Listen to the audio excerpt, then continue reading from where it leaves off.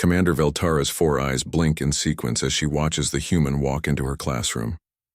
The crystalline device on her desk glows softly, ready to record what she expects will be another routine evaluation. She has tested thousands of military students from across the galaxy, but this is her first encounter with someone from the mysterious planet called Earth.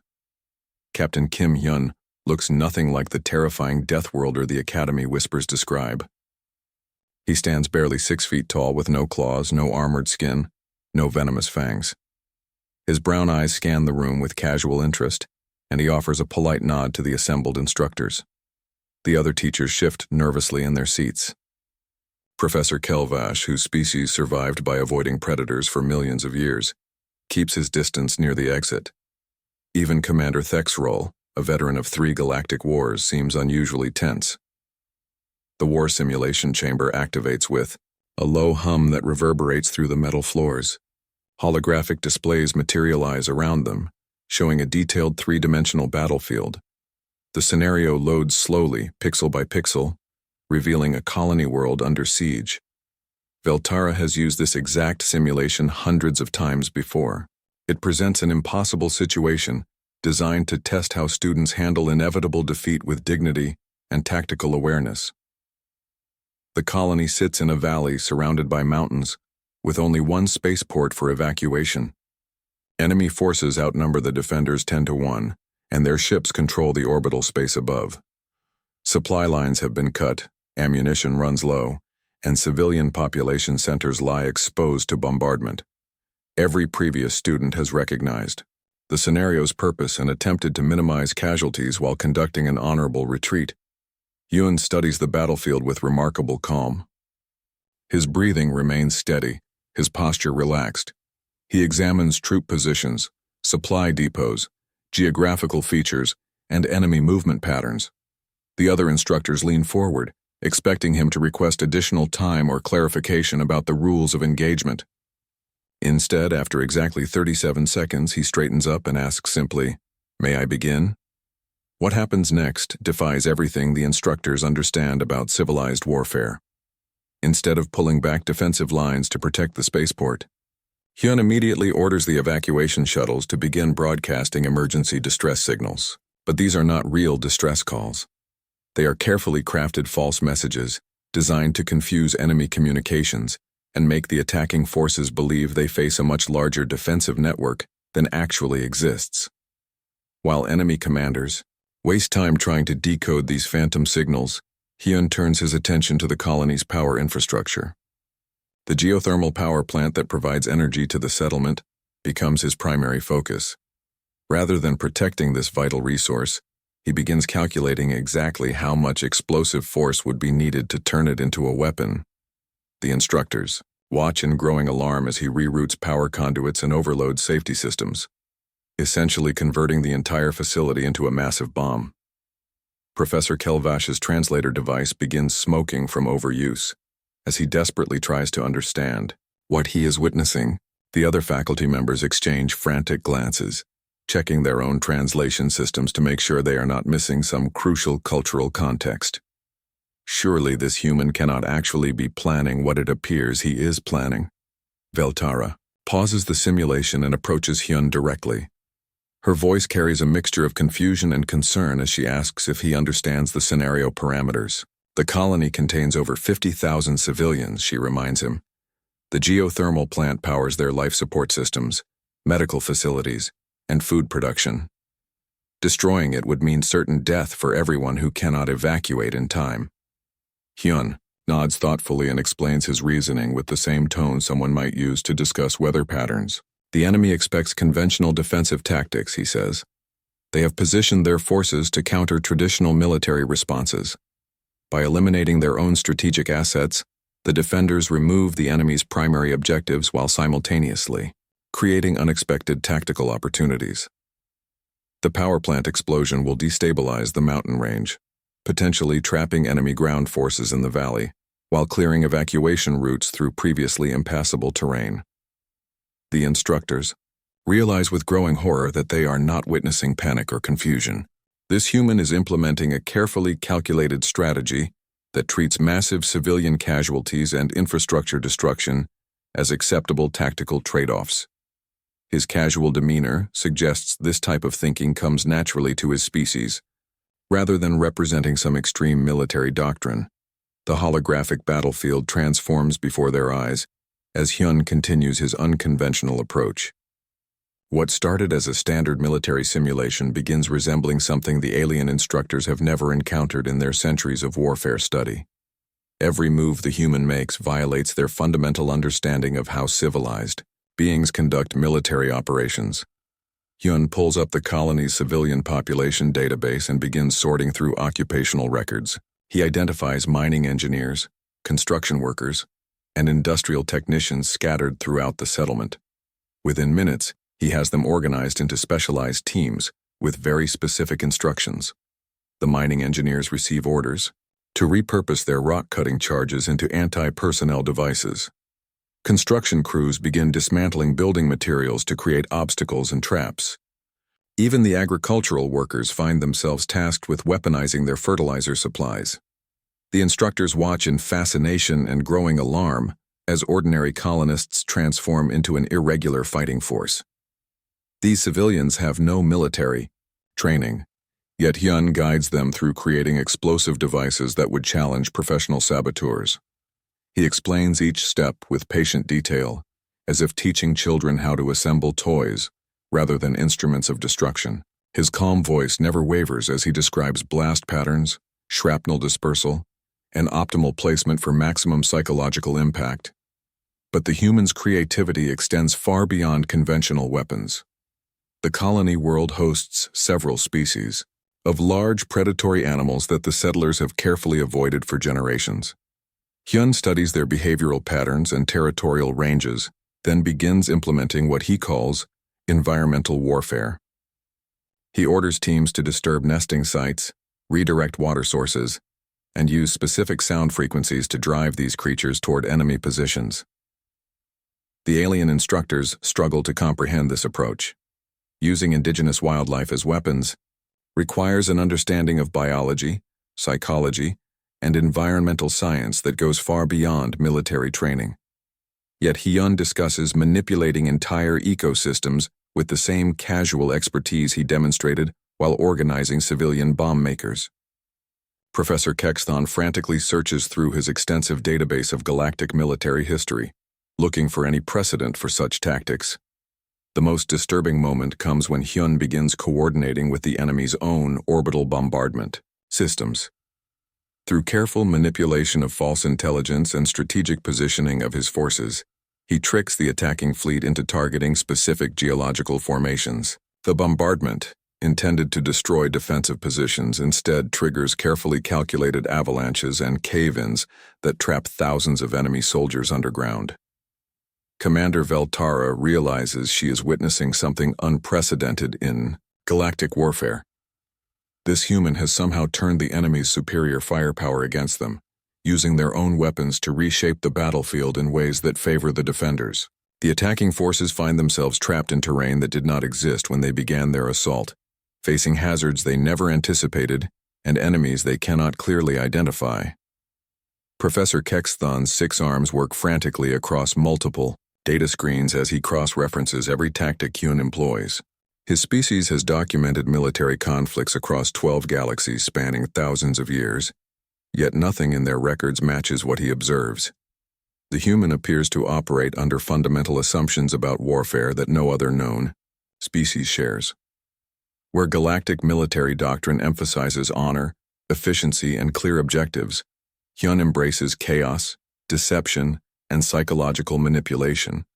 The simulation pauses automatically for a routine systems check, and Hyun notices the distressed expressions surrounding him. His eyebrows furrow slightly as he asks if he has somehow misunderstood the parameters of the exercise. The translation systems work perfectly, so communication errors cannot explain the instructor's obvious discomfort. He genuinely appears confused by their reaction to what he considers standard tactical thinking. Veltara carefully explains that while no specific rules prohibit his methods, they fall well outside accepted galactic military practice. Most civilized species conduct warfare according to principles that minimize civilian involvement. preserve infrastructure, and maintain clear distinctions between combatants and non-combatants. Hyun listens attentively, then shrugs and asks if he should continue with his current approach or modify his strategy to match their expectations. When told he may proceed as he sees fit, Hyun returns to the simulation with renewed focus. The enemy forces, originally programmed to demonstrate superior coordination and overwhelming firepower, begin exhibiting behavioral patterns that surprise even their own programmers. Unit cohesion breaks down as soldiers encounter increasingly unpredictable threats. Supply convoys refuse to enter areas where previous units have disappeared under mysterious circumstances. Communication networks become clogged with conflicting reports about enemy capabilities and positions.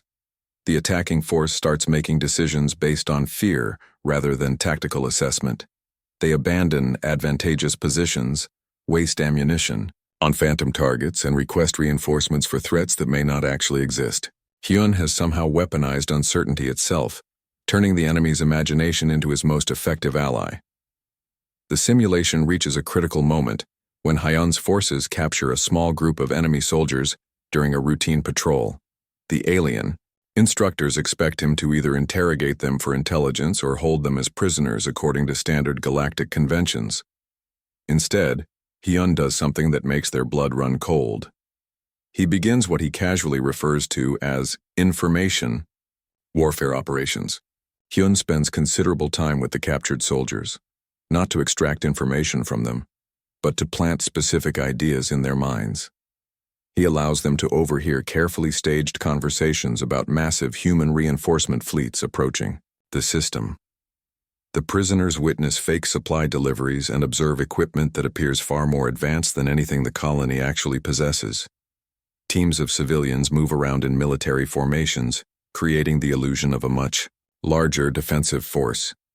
The captured soldiers receive medical treatment that seems surprisingly advanced, and they observe weapon demonstrations that suggest the defenders possess capabilities far beyond what intelligence reports indicated. Hyun even arranges for them to discover apparently classified documents detailing fictional battle plans and troop movements. Every detail is carefully crafted to create a specific impression in their minds. After 3 days of this psychological manipulation, Hyun releases the prisoners during a staged rescue operation that allows them to escape back to their own lines. The enemy soldiers return to their commanders carrying vivid accounts of human military capabilities that exist only in their imaginations. They describe weapons they never actually saw, troop numbers they never verified, and strategic plans they never fully understood. The psychological impact spreads through enemy ranks like a virus. Commander after commander receives reports from their own trusted soldiers describing defensive capabilities that make no tactical sense. The released prisoners speak with the conviction of eyewitnesses, yet their stories contradict established intelligence about the colony's actual strength. Doubt begins creeping into strategic planning sessions as officers struggle to reconcile conflicting information. Instructor Quinlore watches these developments with visible distress. Her species evolved on a world where survival depended on accurately assessing threats and avoiding unnecessary risks. The concept of deliberately manufacturing false threats to manipulate enemy behavior goes against every instinct her people developed over millions of years of evolution. Her forelegs shake uncontrollably as she realizes the implications of what she observes. Hyun notices her distress and pauses to explain his reasoning with the same patient tone a teacher might use to describe basic mathematics. Human military history, he notes, demonstrates that psychological warfare often proves more effective than direct confrontation. An enemy who believes they face overwhelming opposition will make poor decisions based on fear rather than facts. The human species learned long ago that an opponent's imagination, properly guided, becomes their most devastating weapon. The concept seems alien to every species represented in the Academy. Their military traditions emphasize honest assessment of capabilities, straightforward tactical approaches, and clear communication of intentions. The idea of victory through deliberate deception and psychological manipulation represents a fundamental shift in how they understand warfare itself. The simulation's enemy AI begins responding in ways its programmers never anticipated. The artificial, Intelligence controlling opposing forces starts making decisions based on the false intelligence carried by the released prisoners. Supply convoys reroute to avoid phantom human positions. Artillery strikes target empty coordinates where fake reinforcements supposedly gathered. Entire battalions receive orders to retreat from strategically valuable positions because commanders fear walking into carefully prepared ambushes that do not actually exist. Communication networks throughout the enemy force become clogged with contradictory reports and urgent requests for clarification. Field commanders demand additional reconnaissance to verify prisoner accounts, while strategic planners struggle to develop countermeasures for weapons and tactics they cannot properly identify. The carefully coordinated invasion begins fragmenting, as individual units make independent decisions based on incomplete and deliberately falsified information. Most disturbing of all, entire enemy units begin surrendering without engaging in any actual combat. Soldiers who have never encountered human forces directly become convinced that resistance is futile, based entirely on stories they have heard from other troops. The fear spreads faster than any weapon, creating a cascade of military collapses that have no basis in battlefield reality. Hyun observes these developments with satisfaction, occasionally adjusting his psychological operations to reinforce specific fears or introduce new sources of uncertainty. He treats mass psychological manipulation as a routine military skill, comparable to marksmanship or tactical planning. The casual expertise he demonstrates suggests that this approach to warfare represents standard human military doctrine rather than innovative tactics developed specifically for this simulation. The alien instructors begin to understand that they are witnessing something far more significant than clever strategy. They are observing the military mindset of a species that spent millennia perfecting the art of psychological warfare against opponents who shared their own intelligence and creativity. The holographic battlefield flickers and dims as the simulation reaches its inevitable conclusion. What began as an impossible scenario designed to test student responses to certain defeat has transformed into something the Academy's instructors never imagined possible. The enemy force, originally programmed with overwhelming advantages, lies scattered and demoralized across the virtual landscape. Their surrender comes not through military defeat, but through complete psychological collapse. Commander Veltara stares at the tactical display showing casualty ratios that defy belief. The defending force has achieved total victory while suffering minimal losses. More disturbing still, the majority of enemy casualties resulted not from direct combat, but from poor decisions made by commanders operating under false assumptions about their opponent's capabilities. Hyun has essentially convinced an entire army to defeat itself. The post-simulation debrief begins with uncomfortable silence. The assembled instructors struggle to find words for what they have witnessed. Professor Kexthon's database searches have yielded no historical parallels from any known civilization. The tactics employed seem to exist outside established military doctrine entirely, representing an approach to warfare that no other species has ever developed or encountered. Hyun appears genuinely puzzled by their obvious distress. He asks if his performance was somehow inadequate, or if he misunderstood the exercise parameters. When assured that he achieved the stated objectives with remarkable efficiency, he seems even more confused by their subdued reactions. His expectation of positive feedback suggests he views his approach as not only normal, but relatively conservative by human standards. The conversation that follows reveals truths that shake the alien faculty to their core. Hyun explains that his tactics represent standard military doctrine taught in human academies across Earth. What the galactic instructors witnessed as shocking innovation, humans consider basic strategic thinking. The psychological warfare techniques, civilian involvement protocols, and environmental manipulation strategies all appear in introductory military textbooks used by human cadets. Professor Quinlor asks about the ethical implications of such approaches, particularly regarding civilian populations and infrastructure destruction. Hyun responds with genuine surprise at the question. Human military history, he explains, demonstrates that total war represents the most effective method for achieving decisive victory with minimal long-term casualties. Limited conflicts tend to drag on for decades, ultimately causing more suffering. then brief intensive campaigns that destroy an enemy's will to fight. The alien instructors exchange horrified glances as Hyun describes human warfare with the same casual tone someone might use to discuss farming techniques. He mentions conflicts where entire cities were targeted specifically to demoralize enemy populations. He describes weapons designed to cause maximum psychological impact rather than military damage. He references strategic decisions that prioritized enemy fear over tactical advantage, treating terror as a legitimate military resource. When asked about the most extreme examples of human warfare, Hyun pauses thoughtfully before explaining that his simulation tactics were actually quite restrained. Historical human conflicts, he notes, involved deliberate targeting of civilian populations, systematic destruction of food supplies and weapon systems designed to render entire regions uninhabitable for generations. The psychological operations he demonstrated pale in comparison to propaganda campaigns that convinced entire populations to support their own destruction. The other exchange students in the room listen with growing alarm as Hyun describes humanity's approach to conflict resolution. A young Centaurian officer asks how humans justify such extreme measures.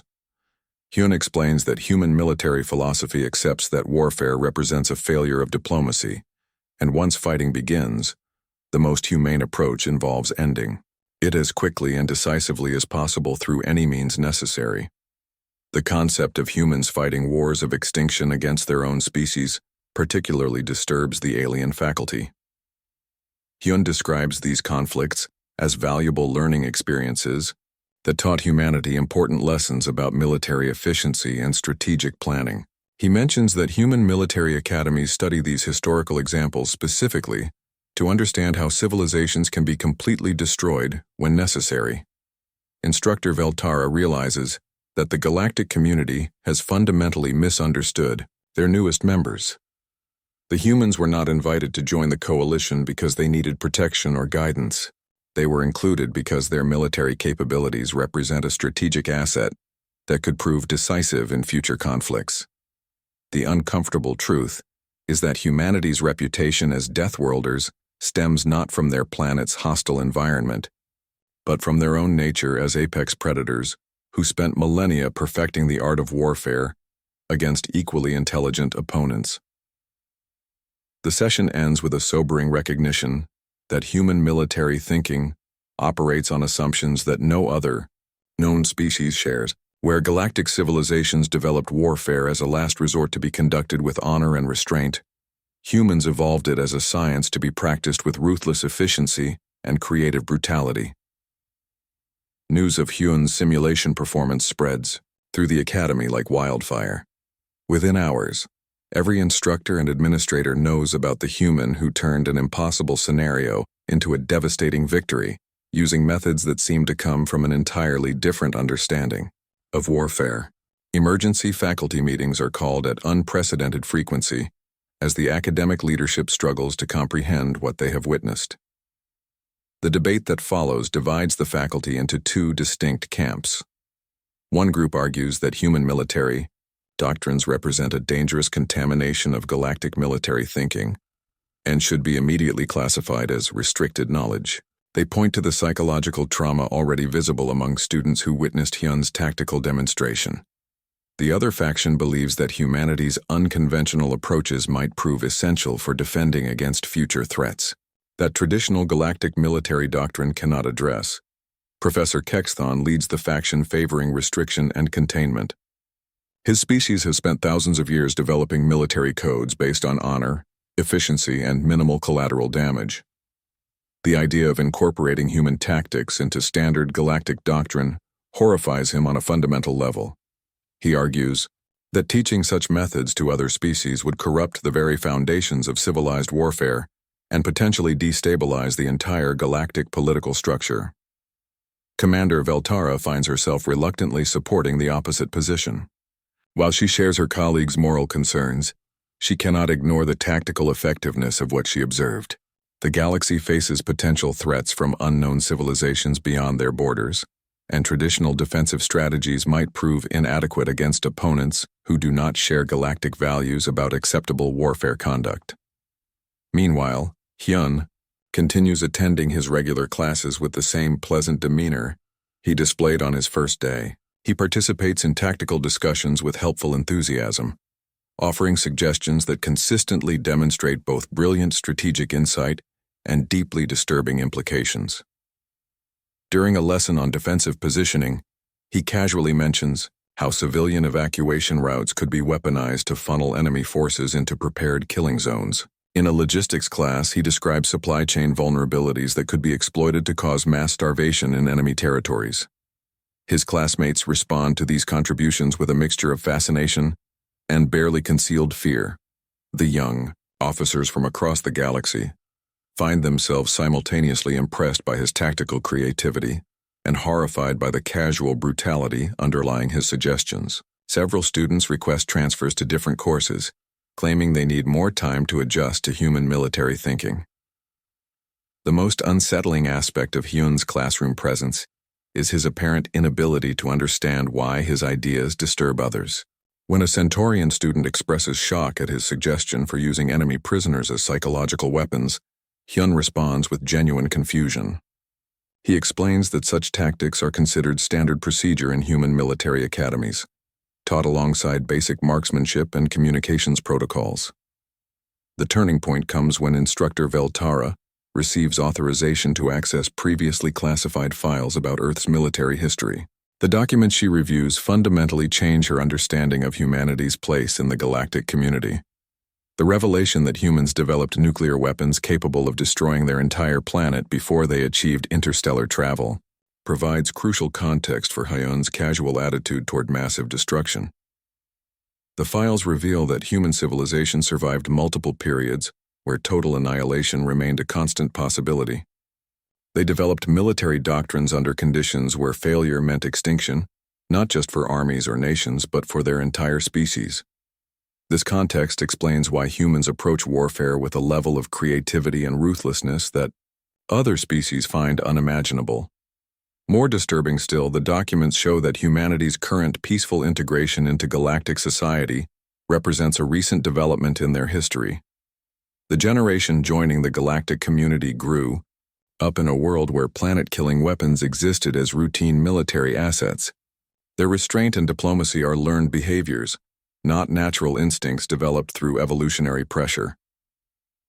The Academy's leadership reaches a sobering conclusion during their final emergency session. They have not been teaching warfare to representatives of a primitive species seeking to learn civilized military conduct. Instead, they have been hosting what amounts to a masterclass led by the galaxy's most successful practitioners of total warfare. The Human Exchange Program was never about educating humans in galactic military doctrine. It was about exposing galactic forces to human military thinking. Veltara realizes that the Galactic Coalition's invitation to humanity was based on a fundamental misunderstanding. The political leadership believed they were offering protection and guidance to a species emerging from a dangerous world. In reality, they were recruiting strategic partners whose military capabilities could prove decisive in conflicts against unknown future threats. The final decision reflects this new understanding. Rather than restricting human military knowledge, the Academy chooses to study and carefully integrate selected human tactical approaches into advanced galactic defense strategies, while ensuring that such knowledge remains highly classified and limited to senior military personnel who can handle the psychological implications of learning warfare from evolution's apex predators.